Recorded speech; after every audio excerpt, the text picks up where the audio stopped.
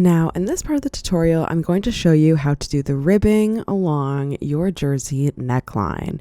So once you made the V-neck, the design isn't fully done yet. You're still going to pick up your 5mm or 5.5mm crochet hook and the same yarn that you're using for the main color of your jersey, or if you'd like to add an accent of color, that's when you can do your accent color to do the fun ribbing that goes around the neckline that really finishes it off and does a very fun jersey look. So what we're going to do is you're going to put your stitch marker in the middle, and you're never going to work into that stitch marker until I tell you to. But for now, you're going to attach on and start with a single crochet and continue by making single crochets all the way around your neck hole. And you'll be doing this. Try your best to find spots. Sometimes if there's an opening that seems kind of wide, because it is a double crochet workup around, definitely add 2 single crochets in the wider spaces and 1 in the smaller. It's okay if you have a little bit more, not to have too many increases, but a couple increases here and there won't hurt, and it might help overall. However, I wouldn't do too many of those. Just really paying attention and do your best to eye it. It's also a fun creative project, so be the creative. You get to decide how to design it. Yes, I have a pattern, but sometimes it's fun to mix and match your own ways too. However, once you then reach the top of this neckline that goes between the front and then to the back, I just continue working it together. There's one more, I add a single crochet and then I close it in and attach the front and back with the single crochet. You can see me doing that right here. And then you just continue the single crochet around the back, and I believe you'll see that here.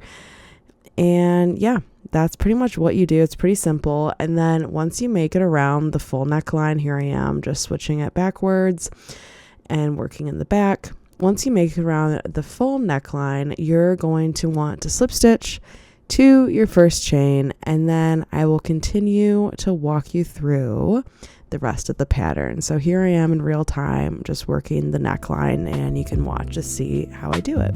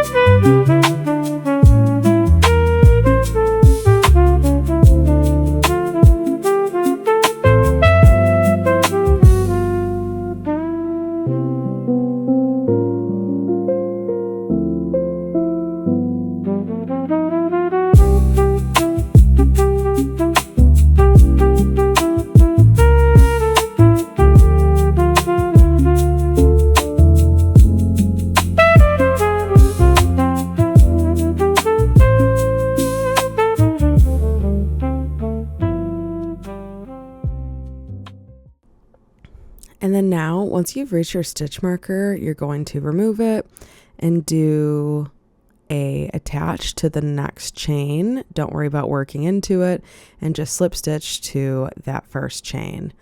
Now, what you're going to do for the next part of this tutorial is you're going to chain 5, and then it should look like this before you continue. And so in your 5 chains, you're then going to work 1 single crochet down. So you will have 4 single crochets that you will then slip stitch into the 2 nearest stitches and continue. So here I am, just going to zoom in a little bit more so you can really see what I'm doing, what I'm talking about. So here I am going to work, since you have 5 chains, you're going to work 4 single crochets. So 1 single crochet down in each chain. And this is the thickness of your collar ribbing. So you can make this longer or shorter, however long or wide you'd like to make it. This is just the thickness of that extra layer that goes around the V. So you can get fun and creative with it. So here I am doing single crochets into each of these chains. And then once you get to your final chain, you make that last single crochet and then you slip stitch into the 2 base stitches next to it, not the one in it, but the 2 next to it. Here I am locating that second one. And then what you're going to do is you chain 1, turn your work, and work in the back loops only. So the back loops only are the loops that aren't near you. They're in the back. And here, sorry, it's a little hard to see, but here I am trying to show what's the front versus the back loops to work into. And here I am going to add and just continue a single crochet into each back loop of what you just worked all the way up the top of this. Sometimes it can be a little tricky. I sometimes struggle with it too, so I wanted to kind of leave this part in to show that even me, who has made this pattern, has done this how many times now, I still struggle with holding the hook and the yarn at times and making sure I did it correctly. So here I am undoing it and just trying it again. Totally fine. You're not going to get it on your first try, and that's okay. So here I am going to chain, and again, 1, 2, 3, 4, 5 chains. And now we're going down and working 4 single crochets.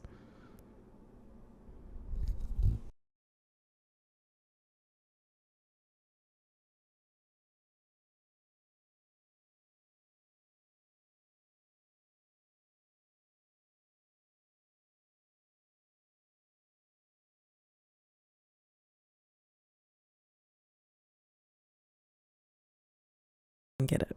There we go.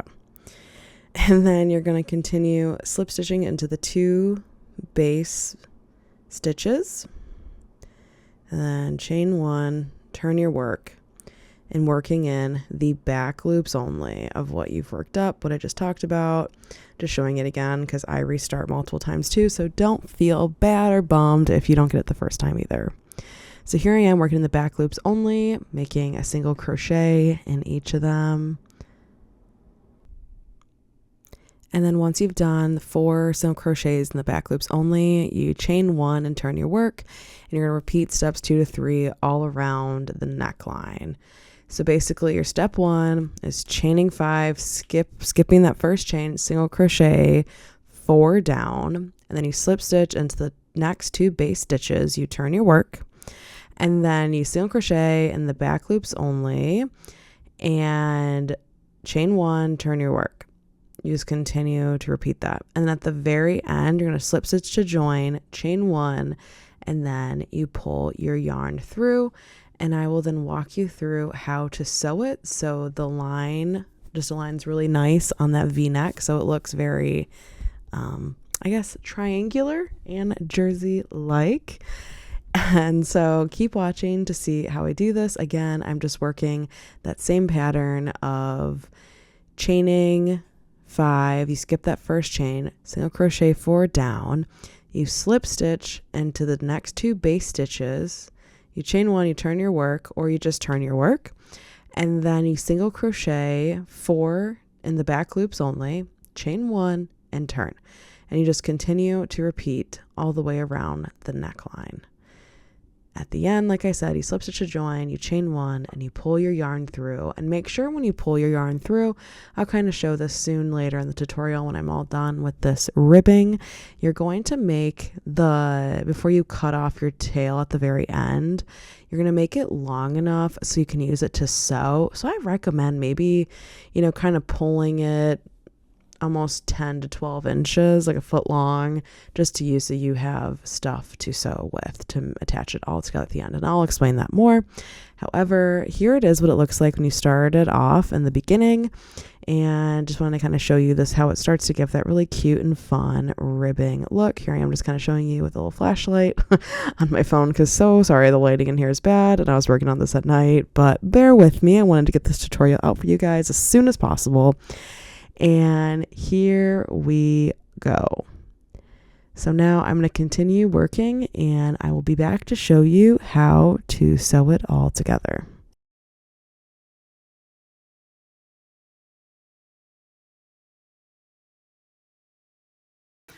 Okay, so once you attach that on, make sure it's corner is here, like that. And you're just gonna go in and out along that line, along that back and front area, along this crease. So it's pretty simple. It's not about being right or perfect. It's just about doing it.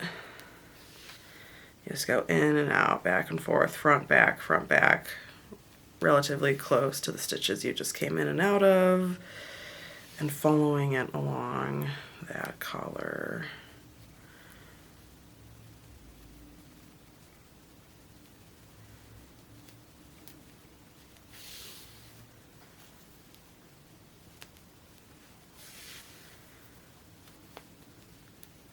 Okay, then once that's done, make sure that the inside is adjusted, and you just kind of follow it along.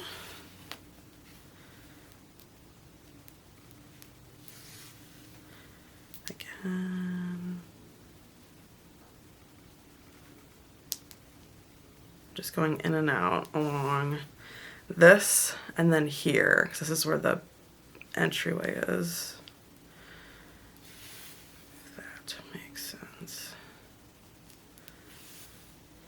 And I also am gonna go, it's like you're kind of doing like a square, because there's this part in the back here you want to make sure is fully down. So as long as you're sewing it in and out so it's fully down, when it lays flat when you're done sewing it, you should have like that really nice V. You know you're doing it right. So I'm just gonna continue.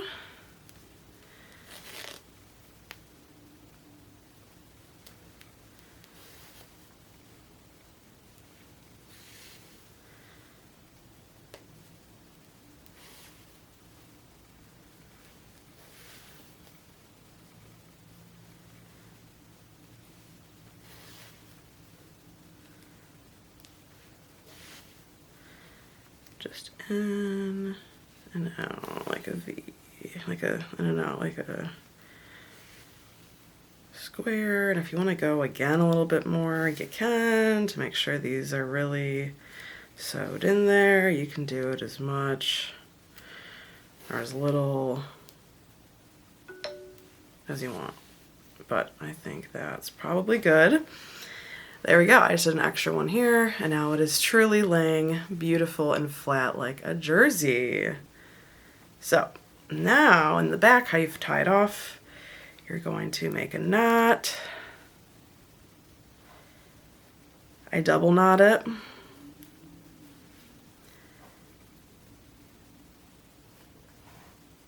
And then I weave in the ends.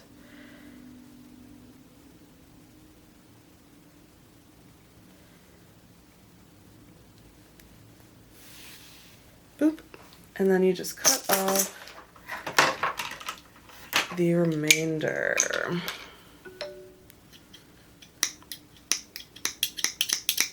There you go. She has a jersey collar. Doesn't she look so good? And you can make your whole opening for the collar as wide or as little. So like this will be kind of more like a higher neck one. But yes, so you see how beautifully and seamlessly, you can't even tell, that was sewn. It just all mashes together. That's why I use the same color and whatnot. But yes, so now we have the jersey pretty much complete. All I need to do is just finish off the sleeves, add in a couple more rows. I'm gonna do a row of, or a couple rows of white double crochet for the accent color, and then again the navy, a couple more rows. But yes, this jersey is pretty much done, or I don't even have to do that, but I will. And now I just want to show you guys, for the sake of the tutorial, how to do, I know everyone's been waiting, so drum roll please, how to do letters and numbers